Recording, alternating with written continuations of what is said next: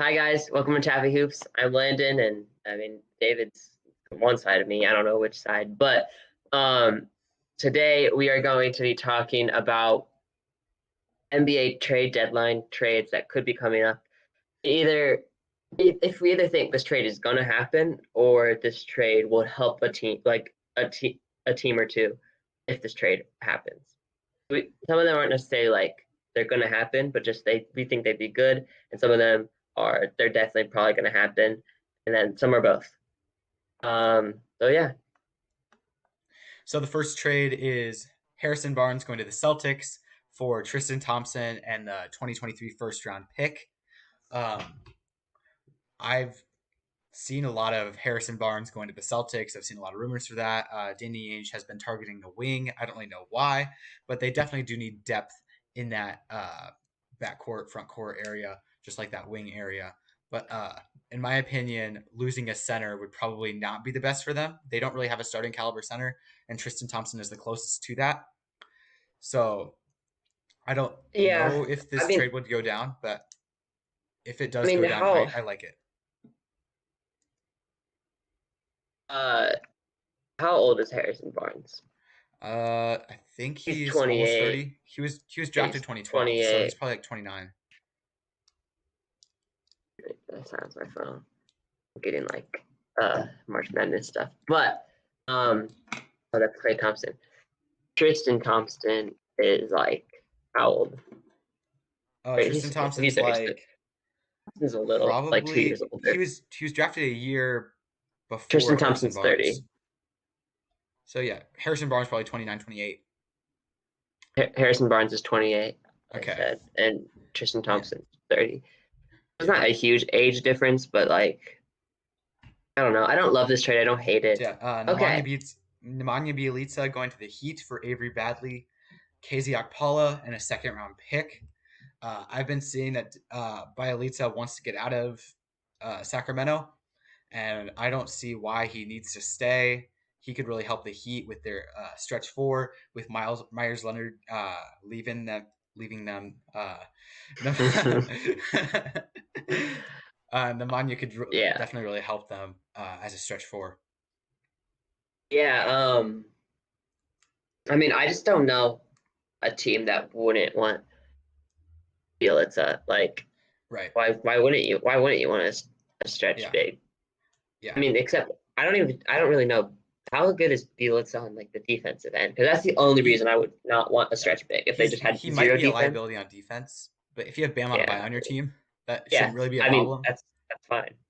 Yeah. Yeah. Like you have Jimmy Butler, Bam Adebayo. Like Bielitsa probably wouldn't start, but like he'd be a Yeah. good solid player off the bench.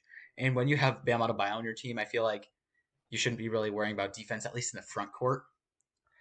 Yeah. Yeah. I like the trade. And like the Kings again, they get younger with Right. KZ Okpala. KZ And then they get Akapala, and a then a good shooting pick. guard in Avery Bradley. Yeah. So moving on to the next trade. Uh, this one's more of a blockbuster trade. You have the Timberwolves getting John Collins and Tony Snell uh, for Malik Beasley, Jarrett Culver, and two second round picks. Uh, if John Collins wasn't on his last year of his deal, I would have switched those two second round picks for first round picks. Um, but you have John Collins, who kind of has an unknown future. Malik Beasley, who the Hawks are getting back, also has an unknown future. He's been suspended for a few games because of being stupid. And then, so I don't know how that's going to work out in Atlanta. I know he still has to serve time in Minnesota, so I don't know how that would work. But yeah, I feel like if you're Because looking at Malik's a in pure jail, basketball isn't perspective, he? this works. Wait, Malik's in jail to be specific, He right? has to serve time this summer. Yes. In jail, prison. Yes. Um, but Malik's also the leading scorer on the Timberwolves, which I Right. mean isn't saying much. We're just the worst team in the league. But Right. I mean, I It don't. all Yeah, I mean, I like this trade. I guess. Yeah, I don't know how that would work with. Malik Beasley. Yeah, I don't know how it would work with prison. I don't even know if Yeah, we've had a situation similar to that before, but um, right. yeah, But I mean, I like it, I guess. yeah, it also opens Anthony Edwards. It opens that shooting guard spot for him. My only problem is Hmm. defense. Like the Timberwolves are going to be the worst defensively in the league. They'll have D'Angelo Russell, uh, Anthony Edwards, who's not like amazing on defense, John Collins, who is okay on defense but not amazing, and then Karl Anthony Towns, who's a liability on defense basically. So like maybe Yeah. maybe you get rid of D'Angelo Russell or something like that. I don't know. You want to get better on defense if you're going to get into the playoffs if you're the Timberwolves. Oh, definitely. But You can't win a championship without defense, and right, that team just doesn't have any. Like, it's very safe to say that they almost have zero defense, right, which you shouldn't be able to say about a team safely. You shouldn't be right. able to safely say no player has like any above average defense. You shouldn't say that. You shouldn't be able to say that about a team, but you can with the For the Timberwolves. Timberwolves. So the next one is a Victor Oladipo trade. He's going to the Warriors Mm, with Daniel House and a two-way player for Draymond Green, Nico Mannion, and a second-round pick. yeah, I think I think Victor Oladipo. There's certain teams that if Victor Oladipo gets traded to, he's gonna stay there Yeah, probably. But then there's right, also teams that I think if he did get traded to, he would leave just this right. offseason and just go to the Heat. Mm-hmm. Mm-hmm. Um, and I think the Warriors and the Knicks are those two teams. If he's traded to, he Yeah, probably is gonna I stay. think the Warriors are 50-50. If the season goes well, I could see him staying. The problem is with Klay Thompson coming back next year, I feel like that would be hard for Oladipo to want to stay because he would be in Yeah, that but you just situation you of just six run man, and you just run you just run Clay at three. I feel it Which just I doesn't mean, sit right with me to but have Clay at the three. I don't know, but like you're that's good losing a defensively too. yeah. My one problem with this trade is that Draymond Green, he's your leader on defense. He's basically your leader on the team almost. And when you're losing him, you're losing a lot of fire in your team. You're losing a lot of defense. And if you're only losing that for 1 year for half a season of Oladipo, where you might not even make the playoffs, that might not be worth it for you. Yeah, and yeah, it'd only be worth it if Oladipo's a long time thing, really. Right. And and Draymond Green, I honestly don't know if the Warriors would want to leave, would want to part with Draymond Green, just Right. because he is like an on court coach, and Yeah. he can just he like coaches like it's I don't need to explain that, but like he Yeah. just when he's on the court, like the young people do better Right. because he So just is able to teach them. like he's probably not the best player on that team, but he's probably the most untouchable player. Probably not over Curry, I but like mean, he and Curry are most besides untouchable. Curry, but Yeah, yeah, but I yeah, would see them trading Thompson before Draymond Green. yeah, for sure, definitely. For the next trade, I have Aaron Gordon going to the Heat for Iguodala, KZ Okpala, Precious Achua, a second round pick, and a first round pick. So one thing I do like about this trade, it kind of gives the Heat that fills the need at power forward, which we've already addressed. They need that help at power forward. Um, this is kind of a more expensive option than Bielitsa, but I think it could help them, the Magic or and the Heat. I mean, Yeah, I don't love the idea of Aaron Gordon on the Heat just because I don't know. I just don't. yeah, I can I see don't really that. have a Yeah, reason to it. I just hear it and I don't really like it. I feel like Aaron Gordon's not like an amazing defender, right. But which they we don't already, need with Bam again. But like right. I don't know. I just feel like the Heat like defense generally. Hmm. Yeah, Um, and one yeah, I thing don't is that know. you're losing Iguodala also, who's also like a leader on Hmm. that Heat team. Um, but I'd It's say the definitely good Magic. for the Magic. Oh yeah, Iguodala to the Magic would be great for them. They have some young players that he could definitely mentor, like Cole Anthony, stuff like that. Yeah, and then Um, they get Acapella and Achua, which is amazing. right. So you get younger players that have been in the Heat system, disciplined by the Heat system. They could bring that over to Orlando. So if it it might not fit well with the Heat, but it would definitely help the Magic more than the Heat. Moving on to the next trade, it's another Aaron Gordon trade. It is the Orlando Magic get Aaron. Sorry, the Trailblazers get The Aaron Orlando Gordon, Magic. and then the Yeah. Magic get Derek Jones Jr., Zach Collins, Anthony Simons, a first round pick and a second round pick. So the Magic lose almost a dunk champion to get a real dunk champion. Even though, I almost just want this trade just because it's Eric Jones Jr. versus yeah, it's Aaron Gordon. I just think that's funny. Um, yeah, but this is like the exact opposite of the Aaron Gordon on the Heat for me. oh yeah, Like, I love the idea of Aaron Gordon on the Trailblazers, right, and I don't know why. I just do. It's like the exact yeah. opposite. I feel like when you have Yusuf Nurkic, you can have Aaron Gordon play the 3 too, like have him as a wing Yeah, instead of a 4. I feel like that could help the Trailblazers a lot. Having Derek Jones Jr. leave also kind of helps them. So you could, I don't know if you drop Melo to the bench, but I feel like he's embraced that role on the bench. So I feel like having Rocco, Aaron Gordon, and Nurkic would be a great front court. yeah, that's just gonna be a fun team. Like, Right, that'd be a fun team to watch for sure. yeah. With Okay, Lillard and Gordon, I feel like that'd be awesome to watch and uh, fun for them at least too. Moving on to the next trade, you have the 76ers with receiving Kyle Lowry for Danny Green, Terrence Ferguson, Mike Scott, so a bunch of cap fillers basically, and then 2 first round picks. So doing this trade would mean that the Raptors would want to move towards that tanking range, more towards a rebuilding phase instead of trying to compete for longer than they actually can. Um, one thing I would say is that the Raptors are probably going to get only a few offers because not a lot of teams can take that $30 million contract, and it's only for 1 year. Yeah, So big contract. only a contender is going to take that. Oh yeah, and I think Lowry on the Sixers allows Lowry to run the 1, Simmons to run the 4, Right. and then it's a solid championship contender. And I mean, Right. they are right now. Like, I feel like most people would agree that the Nets can beat um the Sixers, which I don't know. That could be Right. debated because like the Nets are like a super team with not a ton Right. of depth. But Hmm. then this is like a team with like good players and then also depth. Right. But it's not as much of like a super team, but it Hmm. has like really good depth, which I Right. like that. And I'd probably take that over the super team. Right.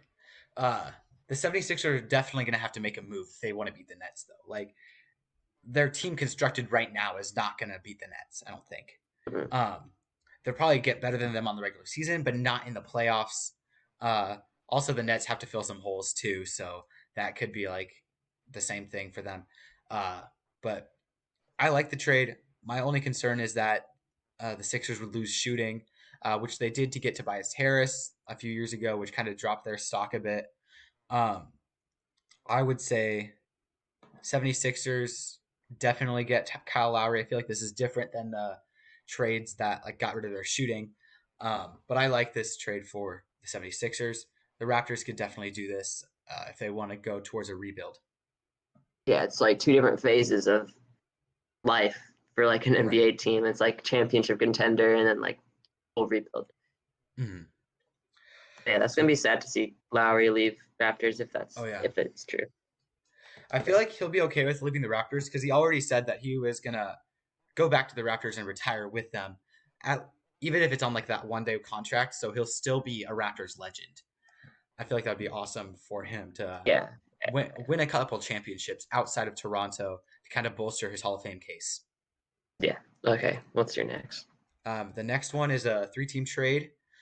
You have. Oh wait. I want to hear this. You want to talk about this one? Okay. Yeah. Okay. Okay. So this is a three-team trade. So the 76ers, they get Lou Williams and oh my gosh, I've never even seen that name. And Fiondu Kabengele. Is he like relevant? Or is he just filler? No, he's a cap filler. Okay, yeah, that's what I thought. Um, yeah, whatever that name is. And then Clippers, George Hill, which that's we'll talk about that later. And then the Thunder from the Sixers get Mike Scott, Matisse Thybulle, and a first round pick. I'm a little sad to see a Matisse Thybulle trade, but also at the same time I'm not, because it's like I feel like he'd flourish because he's going to get a bigger role on like a rebuilding team like the Thunder. And, Right. I mean, I'd like to see Matisse Thybulle flourish. So I don't know.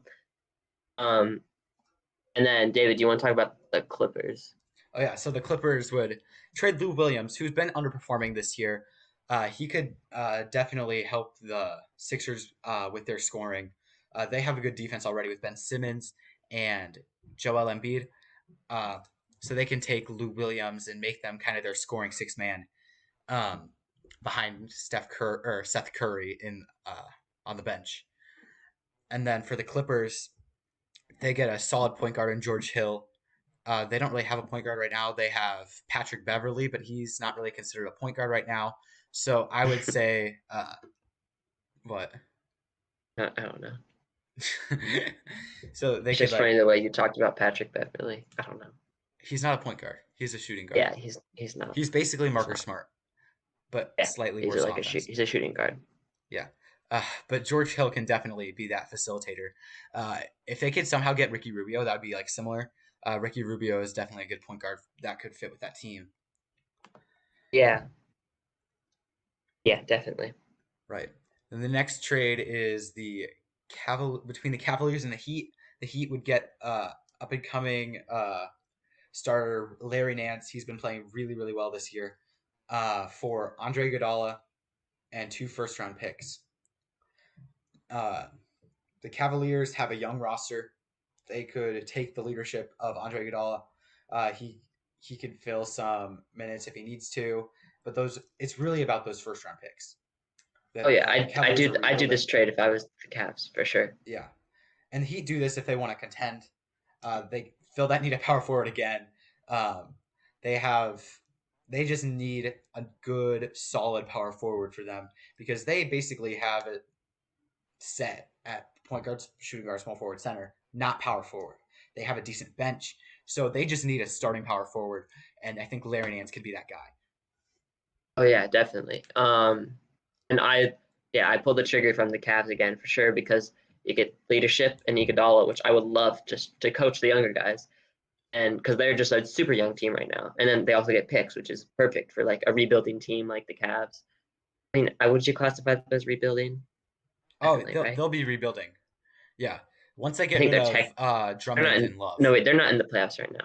No, they're No, not. they're not. No, they're not. They were at the start of I the season, I forgot think. because I forget like which of the Cinderella teams Yeah, are in the like the playoffs right now because like I know like the Hornets and the the Bulls and well not the Bulls aren't technically in the playoffs but they're like they're like ninth nine. seed. They're above the Pacers, which um so yeah, like the Bulls, the Hornets, and the Knicks. But I forget like I was like, as the Cavs up there? I just didn't remember.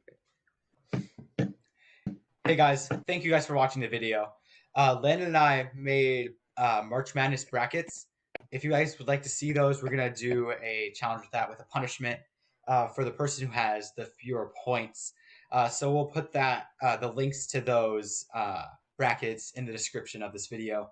If you want to see those, comment on those under our YouTube video. Yeah, so yeah, if you made it to this point of the video, it must be um dedicated, I guess. Is that the word? Um yeah, if you made it to this point in the video, leave down who you have winning your March Madness bracket this year, and then we'll heart your comment because I mean that just means that you've made it to this point in the video, which is good. So yeah, leave comment, like, subscribe, leave punishments as always. Punishment for our one-on-one that's postponed again just because I mean, and it's coming. Just it might be a few weeks or it'll be here though. Just yeah. Okay, so yeah, thank you for watching and like, comment, subscribe, ding the little bell, and we'll see you next Saturday. Oh shoot. That was gonna be so cool. I was gonna do the outro and then I was gonna throw at this ball, but then I was about to throw the ball and then it didn't. Okay, so see you next Saturday. Oh no.